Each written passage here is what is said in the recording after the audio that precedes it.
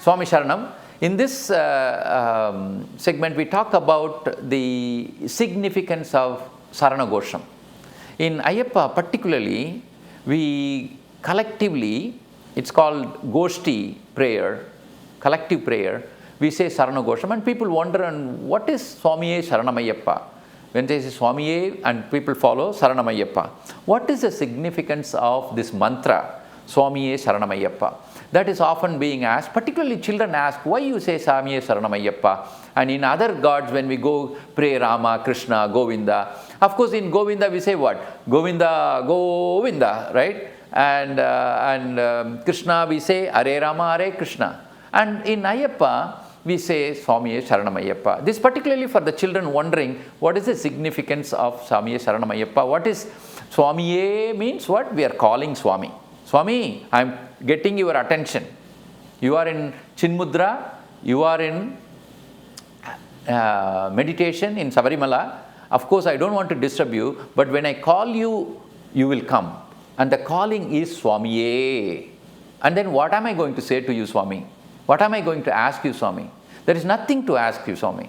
All I want to say is I am surrendering myself to you. That is Saranam. Saranam means surrendering. In Bhagavad Gita, what we say, Bhagavan says, you surrender to me and I will take care of you.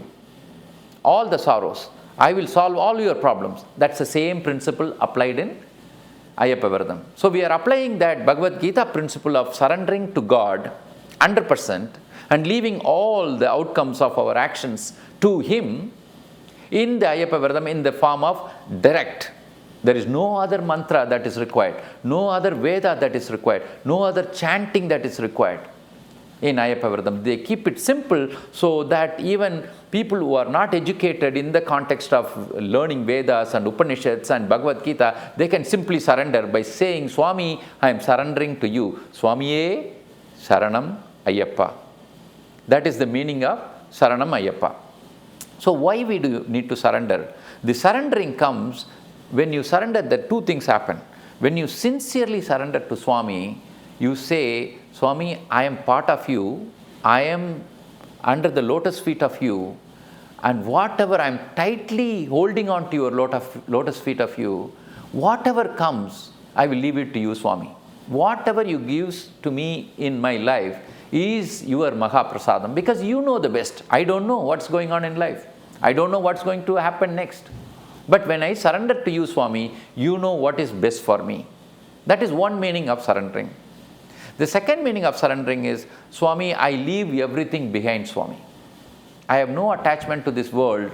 I want to unite with you. You are the Prabhanjam, you are the Parakriti, you have taken the Rupa of Ayyappa, but you are the universe. And I want to be part of you. And once I am part of you, I attain divinity. So surrendering is the only way to unite with you, Swami. So that's the teaching of Bhagavad Gita, right?